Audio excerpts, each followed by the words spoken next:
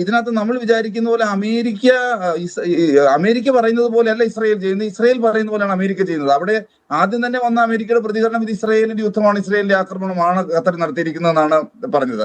അതായത് അമേരിക്കയുടെ അറിവോട് കൂടിയല്ലെന്നും, അമേരിക്കയുടെ അറിവോട് കൂടിയാണെങ്കിൽ അല്ലെങ്കിൽ ഇവിടെ താല്പര്യം സംരക്ഷിക്കപ്പെടുന്ന ഇസ്രായേലിന് മാത്രമാണ്, ആക്രമിക്കുന്ന അവരുടെ താല്പര്യമാണ്, അതിന് പിന്നിൽ നിൽക്കാൻ മാത്രമുള്ള ശേഷിയെ അല്ലെങ്കിൽ രാഷ്ട്രീയ ധൈര്യം മാത്രമേ ഇപ്പോൾ അമേരിക്കയ്ക്കുള്ളൂ. അതുകൊണ്ട് ഇതിന്റെ പിന്നിലുള്ള താല്പര്യങ്ങൾ മുഴുവൻ ഇസ്രായേലിന്റേതാണ്. ഇവിടെയുള്ള സൈനിക താവളങ്ങൾ, ഈ അറബ് രാജ്യങ്ങളുടെ സൈനിക താവളങ്ങൾ അമേരിക്കയുടേതായതുകൊണ്ട് ആ രാജ്യത്തിന് അമേരിക്കയിൽ നിന്ന് എന്തെങ്കിലും ഒരു സംരക്ഷണം കിട്ടുമെന്ന് വിചാരിച്ചിരിക്കുന്നെങ്കിൽ അത് സാധ്യമല്ലെന്ന് ഇപ്പൊ ഇതോടെ തെളിഞ്ഞിരിക്കുകയാണ്.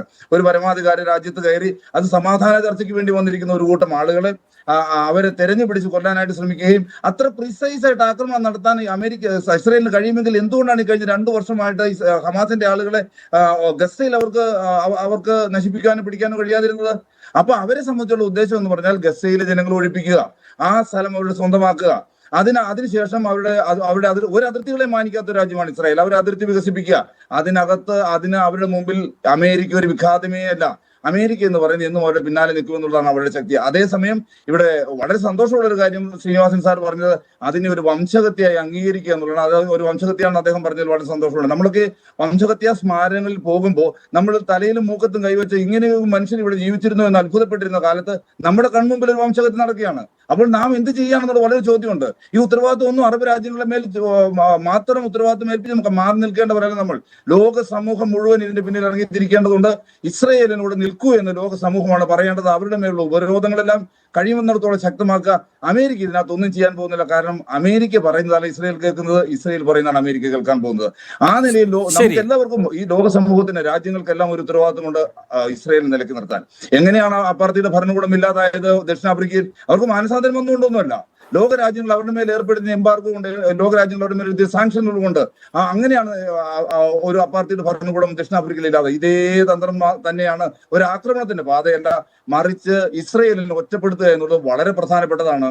അത് നമ്മുടെ ഉത്തരവാദിത്വമാണ്. ശരി, ശ്രീ ടി പി ശ്രീനിവാസൻ, ഇവിടെ ഇപ്പോൾ ഈ ഇസ്രായേൽ നടത്തിയ ആക്രമണം, ഞാൻ പറഞ്ഞതിൽ പിഴവുണ്ടെങ്കിൽ അങ്ങ് തിരുത്തുക വേണം. ജോർദാന്റെയും സൗദിയുടെയും ഒക്കെ വ്യോമാതിർത്തികളൊക്കെ കടന്നുകൊണ്ട് ഏതാണ്ട് 1700 കിലോമീറ്ററുകൾ സഞ്ചരിച്ചുകൊണ്ട് നടക്കുന്ന ആക്രമണമാണ്. സാധാരണഗതിയിൽ ഇപ്പോൾ ഇസ്രായേൽ ഇങ്ങനെ കൃത്യമായി ടാർഗറ്റ് ചെയ്തുകൊണ്ട് നടത്തുന്ന ആക്രമണത്തിൻ്റെ സ്വഭാവമല്ല ഖത്തറിലുണ്ടായത്. അതെന്തുകൊണ്ടാകാം? കാരണം ഇപ്പോൾ ഈ സ്നൈപ്പർ അറ്റാക്ക്, അതുപോലെ തന്നെ അത്രയും കൃത്യതയോടെയുള്ള മറ്റ് സായുധ ആക്രമണ രീതികൾ, ഇതൊക്കെയാണ് സാധാരണഗതിയിൽ കണ്ടിട്ടുള്ളത്. ഇപ്പോൾ ഇറാനിലൊക്കെ നാം കണ്ടത് അങ്ങനെയാണ്. അവിടുത്തെ ഈ പറയുന്ന സത്യപ്രതിജ്ഞാ ചടങ്ങിൽ, പ്രധാനമന്ത്രിയുടെ സത്യപ്രതിജ്ഞാ ചടങ്ങിൽ പങ്കെടുക്കുന്ന ഹമാസ് നേതാവിനെ തന്നെ അതിനുശേഷം കൃത്യമായി കേന്ദ്രീകരിച്ച് കൃത്യമായി ലക്ഷ്യവേദിയായ ആക്രമണം നടത്തിക്കൊണ്ട് ജീവനെടുക്കുകയാണ്. അങ്ങനെയൊന്നും ഇവിടെ ഉണ്ടായില്ല. ഇവിടെ ഉണ്ടായിരിക്കുന്നത് വ്യത്യസ്തമായ ഒരു ആക്രമണമാണ്. അത് എന്തുകൊണ്ടാണ് അങ്ങനെ ഇസ്രായേൽ ഒരു സമീപനം നടത്തിയത്? കൂടാതെ ഒരു കാര്യം കൂടി, അങ്ങ് നേരത്തെ ശരിയായ വിധം ചൂണ്ടിക്കാട്ടിയതുപോലെ ഈ പ്രധാന നേതാവിൻ്റെ മകൻ കൊല ചെയ്യപ്പെട്ടിട്ടുണ്ട്, അദ്ദേഹത്തിൻ്റെ ഓഫീസിലെ ഡയറക്ടർ കൊല ചെയ്യപ്പെട്ടിട്ടുണ്ട്, 3 അംഗരക്ഷകർ കൊല ചെയ്യപ്പെട്ടിട്ടുണ്ട്, പിന്നെ ഒരാൾ എന്ന് പറയുന്നത് ഖത്തറിൻ്റെ ഇൻ്റർനാഷണൽ സെക്യൂരിറ്റി ഫോഴ്സസിലെ ഒരു ഉദ്യോഗസ്ഥനാണ് ജീവഹാനി സംഭവിച്ചത്. അപ്പോൾ ഇസ്രായേൽ ലക്ഷ്യം കാണുകയും ചെയ്തില്ല.